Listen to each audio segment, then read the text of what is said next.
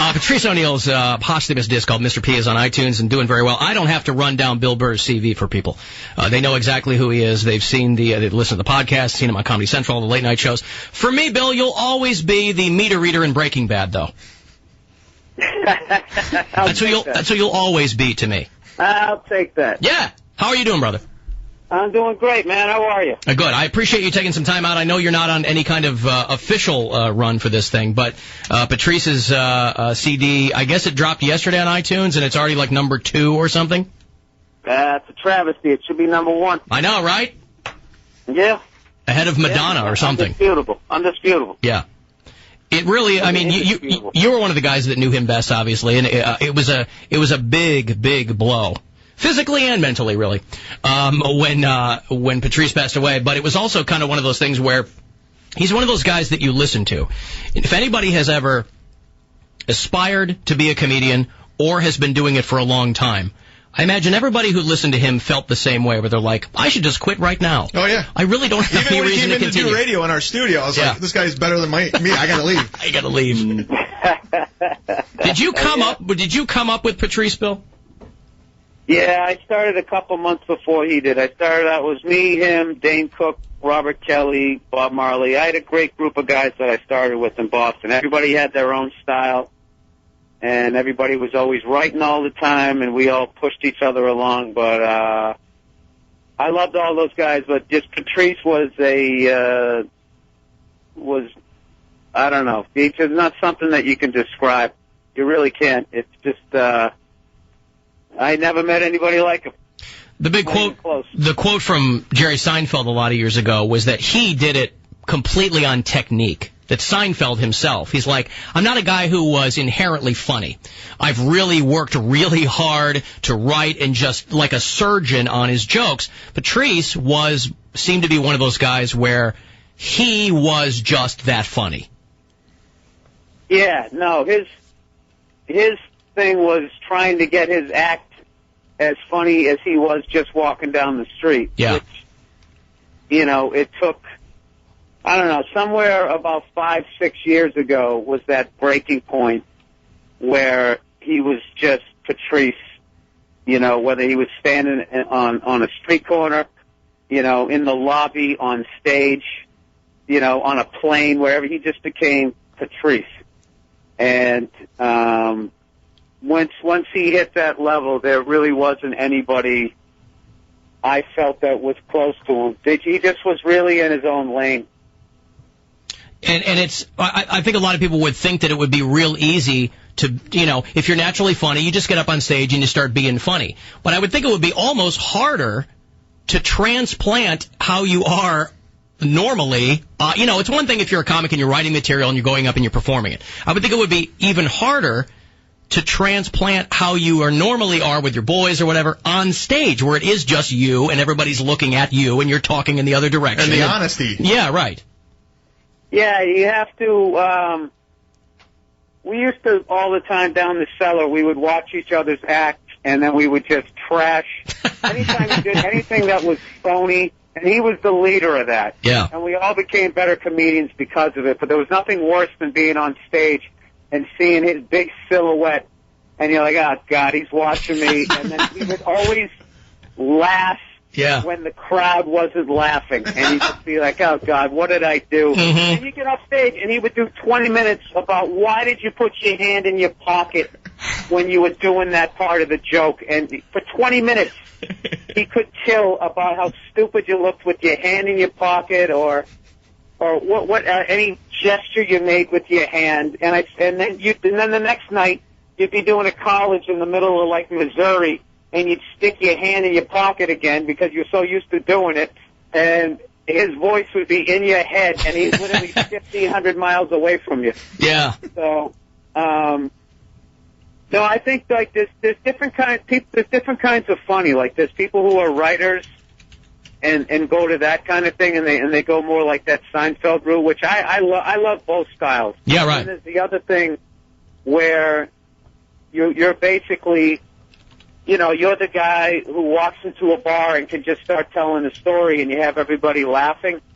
Then your journey is kind of you go on stage and you try to walk out and talk to the crowd like you're walking up to talk to your buddies in a bar. And then that style, you don't write your jokes down. Yeah. So but he was that specific about it, you know, like and it sounds minuscule to people who don't do it for a living, but gestures are a really important part of stand-up because it can be very distracting if you're doing them at the wrong time or if you just, so he was that specific about it? It had nothing to do, it just had to do with the fact that he loved making fun of you. Oh, I see, okay. Trashing you. He loved to test you, even if you were doing something right, and he liked it. Right. He would trash you for it, and you had to end up building up this inner strength that I don't care that Patrice is going to trash me and his voice is as loud as a trumpet in front of everybody. I'm sticking with it. And, yeah, like there was a lot of people who didn't go downtown because of guys like Patrice and Keith Robinson and just like the level that those guys could trash you when they wanted to. There was a lot of guys that avoided going to the Boston Comedy Cellar and the Comedy Cellar because that was kind of I don't know how to put it. That was like Thunderdome. But it had to be useful because you knew you'd never get a worse heckler than him. Oh yeah, no. Yeah. No. There was like no. I used to go to the Cellar, and if I knew he was going to be there, I would think of 10 insults.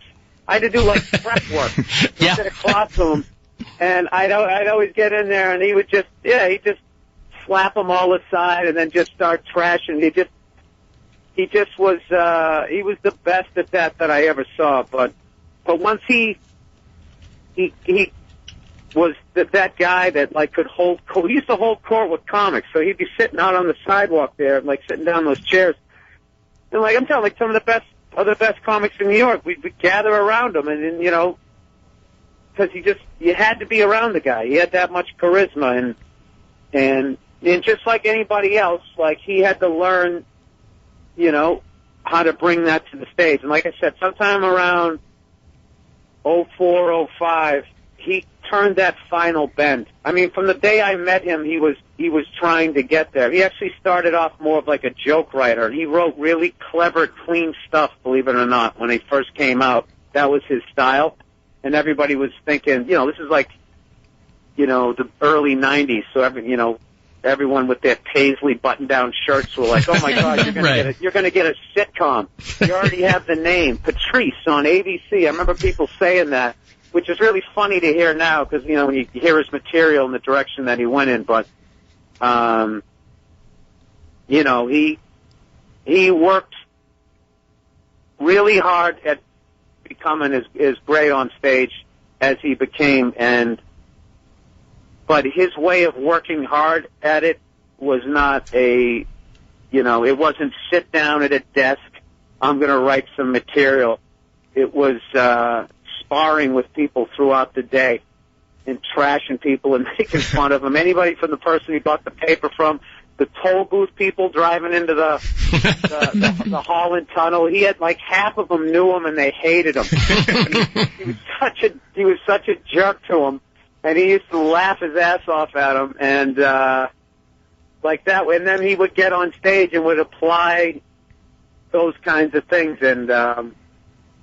I don't know. I mean, I could go on forever about that type of stuff, and you know, I learned a lot about that from him. Guy Tony V. I learned like the way I don't write any of my stuff down. I learned that from watching guys. Tony V. was the first guy I saw it, and then you know, Patrice, watching him do it. And it's a very simple thing when you think about it. Like you probably have your top 5 funny stories that you'll tell in a bar, but you don't have them written down anywhere. Right. But you've told them enough times, they're in your head. You know how they go. You know the flow of them. Sometimes you tell them and the flow's really good. Sometimes it's not so good, but you know how the story goes. That's how like the material becomes, and that was the way his style was. But and then on top of all that, he really had one of the greatest just comedic minds. He could literally convince you that your name wasn't your name, like that's arguing. Now, you know, Bill, we're obviously big fans of you and Patrice, and you know, I consider you one of the greats. You didn't have to do this show today, but you chose to do it because I think that's admirable and honest of you. I know you're a busy man. But I wanted to ask you, what do you think Patrice's legacy in stand-up comedy would be? Like, would you compare him to a Pryor or a Kinison? Or like, I feel like that's all going to come out and that has to come out with time. What's going to happen is 15, 20 years is going to go by, and that's when you really get to see how great a comic was. Like when you go back and you listen to, Sam Kinison stuff and Pryor stuff and Carlin stuff, how it's still relevant, it still holds up.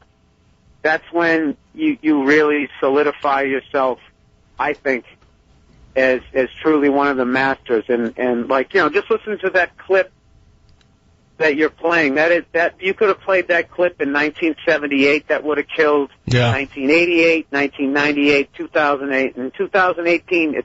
It's still gonna be funny. And as sad as I am that he's gone, like I don't have any worry that people aren't going to know who he is.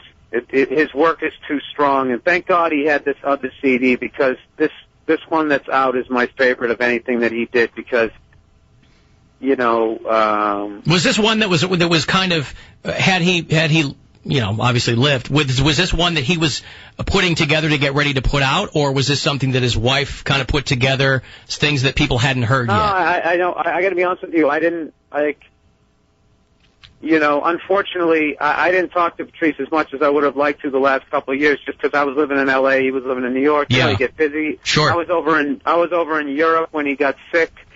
Initially, I came back and got the message that he had, taken ill and everything. So, but as far as I know, I mean, this thing was in the chute, ready to go, and like he wanted to put out a CD, which I think is really interesting to go from a DVD to a CD. I think he just wanted to capture the rawness of a club.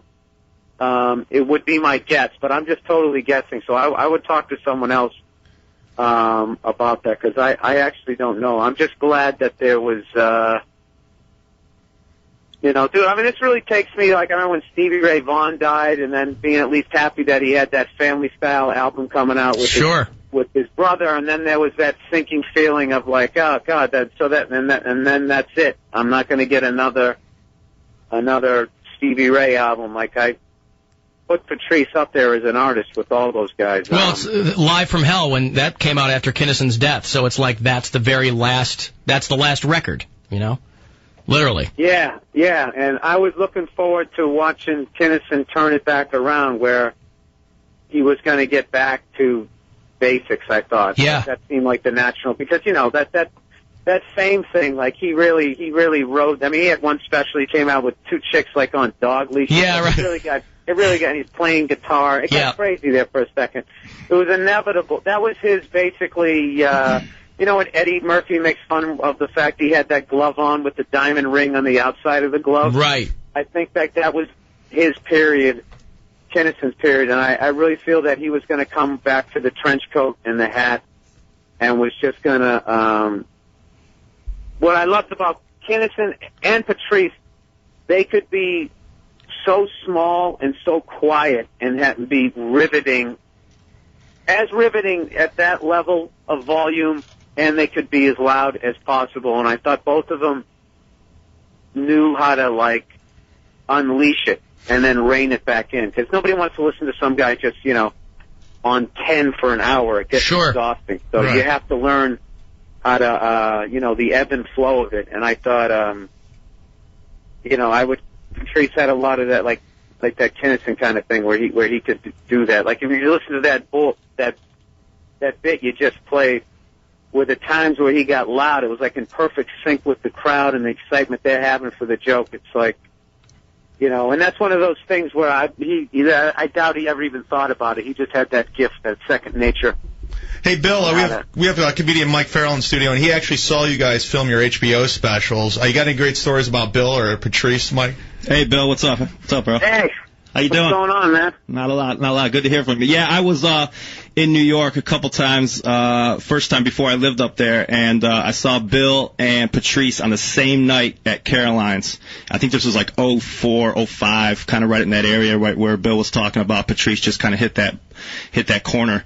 And he was a lot like Bill does in his act, where like Bill, you're a lot like that. I think you are kind of sometimes that guy that you are on stage, and Patrice was that guy, man. And I remember sitting there watching him with a buddy of mine, and just for an hour and a half he did at Caroline's, and I'd never seen anything like it. He sat down for half the show. He just had complete control of the audience, and I never had seen anything.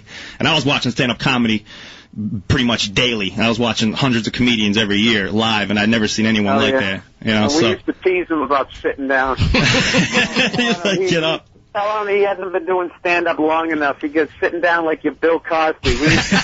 Yeah. Doing 3 hours on a Sunday afternoon. Yeah. Yeah, we used to, we had such a good time giving each other a rough time. Like, we used to always tease Patrice about how he tricks the crowd into believing that he actually reads. We had a lot of fun, man. I still can't believe he's gone and having to speak about him in the past tense. It's just like when his CD came out, you know, the other day. I'm on the road right now in Alabama, sitting in a hotel room. I don't know what day it is. It came out yesterday, yeah. Yeah, it came out yesterday. I kind of went through the sadness of him dying again, to be honest with you. Just like, it's just, you can hear it in your voice, man. Yeah, I just really, you know, it sucks because there's been a lot of people that I've known both in this business and in my personal life that have passed. But well, listen, his was a real shocker. Like, you know, obviously I knew he needed to lose some weight and stuff, but like I didn't expect anything like that to happen until he was like pushing 60. Sure. You know. Well, listen, man. I appreciate you taking some time, Bill. Like you said, you're on the road, and I appreciate you calling in, man. Yeah, you didn't have to do that, and we do appreciate it. And a lot of us, I know you also want everyone to go pick out this album because the proceeds do go to his family. And I know he got a lot of medical bills. So yeah, and usually it's a hunk of crap that you have to buy to donate. This is actually one of the best CDs I've heard in a long time. So you can't miss on this, and it's going to help out his mom, his wife, and his stepdaughter. And Bill's latest stand-up called Let It Go is on Netflix, too. I do want to give you a little plug because it's very, very funny. Get Mr. P. We'll get Mr. P on iTunes and Billy Burr on Netflix. Thank you, Bill. Later on, Bill. Appreciate it, brother. The Alan Cox Show on 100.7 WMMS.